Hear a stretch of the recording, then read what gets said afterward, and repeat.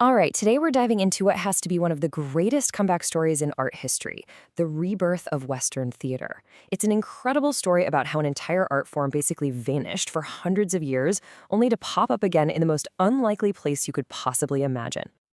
I mean, seriously, think about that for a second. What happens when something as core to human culture as theater just goes dark? Not for a few years, not even for a century, but for the better part of a millennium. It sounds impossible, right? But that is exactly what happened in Europe after the Roman Empire collapsed. And this timeline, wow, it really shows you just how long we're talking about. Classical theater just stops in 476 CE, and then there's this huge gap. For hundreds and hundreds of years, the formal stages were totally silent. This massive period of quiet is what some people call the Dark Ages for the arts, a time when society was just completely upended. So, how in the world did this happen? Well, that's our story today. First, we're going to see why theater disappeared in the first place. Then, we'll hunt for the tiny sparks that kept the idea of performance alive. We'll watch it get reborn inside the church, see it spill out into the streets, check out the massive spectacle it became, and finally, see how it set the stage for everything that came next. Okay, so first things first. To understand the rebirth, you gotta understand the death. And it all starts with the fall of Rome. This wasn't just a political change, it was a total reset for society. Europe was thrown into this chaotic, unstable period where pretty much everyone was just focused on surviving day to day. So this just left a huge power vacuum, right? Central government? Gone. Towns and trade? They just kind of shriveled up. And into that void stepped one major player: the church. It became the central organizing force for pretty much everything. It provided stability, authority, and, this is key for our story, it became the keeper of knowledge, with monasteries acting as the safe houses for ancient learning. But here's the thing. You can't just kill the human need to perform, to tell stories. It's in our DNA. So even though formal theater was gone, the instinct for it didn't completely vanish. It just went underground, surviving in these little scattered groups that were often, not exactly officially approved of. And this is where it gets really interesting and kind of ironic. On one hand, the church was basically condemning any professional performers it could find, like the old Roman mimes or the Teutonic minstrels. But at the same time, two other things were happening. The church was cleverly absorbing old pagan festivals, giving them a Christian makeover, and its own services, especially around Easter and Christmas, were getting more and more elaborate, more theatrical. So the very same institution that was cracking down on performance accidentally created the perfect little petri dish for drama to grow back. And that brings us to the big moment, the turning point. After centuries of silence, the stage is about to be reborn, but not in some grand coliseum. No, it's going to happen inside the cold stone walls of monasteries and cathedrals.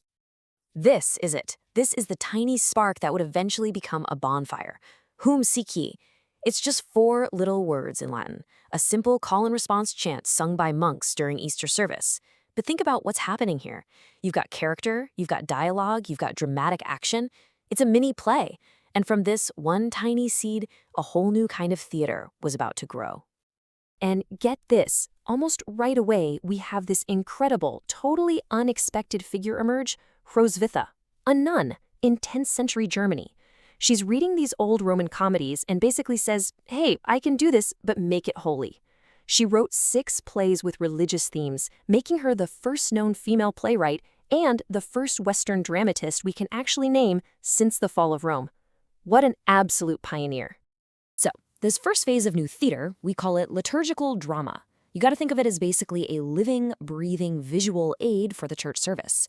It was done by the clergy, inside the church, and it was all in Latin. So it was still a very exclusive, sacred thing, not really meant for the average person just yet. But you know what happens when you create something cool, right? It gets popular. Really popular. So popular that these little plays started to burst at the seams of the church itself.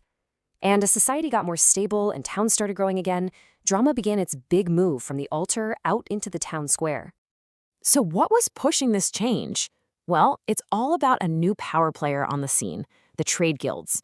As towns got bigger, all the skilled workers, bakers, carpenters, weavers, you name it, they organized into these super powerful groups that controlled pretty much everything about their trade. They became the new heart of the city, both economically and politically. And this, my friends, was a revolution for theater. The guilds essentially took over the whole production. And everything changed. It goes from inside the church to the town square, from Latin to the language people actually spoke, from priests and choir boys to, well, your neighbor, Bob the Baker. The control shifts from the church to the town. This was finally theater for the people, by the people. And once theater got into the hands of the people, it just exploded. The scale, the ambition, the spectacle, it all went through the roof. We are now officially in the era of the medieval blockbuster. These were huge community events that could take days to perform. So you had two main genres, if you will. First up, the cycle plays. These things were epic. Think of it like a whole season of a TV show, telling the entire Bible story from the Garden of Eden all the way to Judgment Day. And the best part? Each guild would sponsor a piece of the story that fit their trade. So, of course, the shipbuilders did Noah's Ark. Then you had the morality plays, like the famous Everyman, where the characters weren't even people, but ideas like good deeds, greed, and death, all fighting over a person's soul. And if you want to talk about scale, just look at this number, 48. That's how many separate plays were in the York cycle alone. This wasn't just a 2-hour show you went to see on a Friday night. This was a citywide festival that went on for days. It was like the Olympics and a massive religious holiday all rolled into one. So you're probably wondering, how on earth did they stage all this? Well, one popular way was the pageant wagon. Seriously, think of it like a modern parade float, but it's a whole stage on wheels. Each guild would build a wagon for its scene. The Garden of Eden wagon would roll up, they'd do the play, then it would move on to the next stop, and the Noah's Ark wagon would roll in right behind it. It was literally a Bible on wheels. The other method was a big, fixed stage. This was a long platform where they'd set up all the different locations they called the mansions, all at once. And you almost always had these two incredible bookends. On one side, a gorgeous, raised platform for heaven, and on the other, a terrifying monster's face called a hellmouth, where demons would come and go. And please, don't think this was some simple, boring affair. Oh no! They were obsessed with special effects. They had angels flying in on pulleys, trapdoors for demons to just pop out of the floor. They figured out how to do these massive, realistic-looking floods for Noah's Ark. And that hellmouth? Yeah, that thing often breathed real fire and smoke. This was the big-budget action movie of its day, and it was all about wowing the crowd. So, wow, what a journey. From a quiet little chance in a monastery to a massive, fire-breathing city festival. What does it all mean? What's the big takeaway here? Why does this nearly forgotten era of theater matter so much? This chart really says it all. This was the single biggest legacy of the whole era, the handover of power. Theater started as a tool of the church, completely under its control. But over a few hundred years, it became a civic art form, run by the community, for the community. And that move away from purely religious control was the absolute crucial step toward the professional commercial theater we know today. Ultimately, that's what this whole period was, a bridge. It took theater from being a sacred lesson in Latin and turned it into a huge public spectacle for everyone to enjoy. It created a theater-going audience, it trained generations of actors and producers, and it laid the foundation. It built the very stage for everything that came next, including a guy named William Shakespeare. And that kind of leaves us with one last question to chew on, doesn't it? When you think about those pageant wagons, the epic stories, the crazy special effects, are they really all that different from the blockbuster movies we line up for today?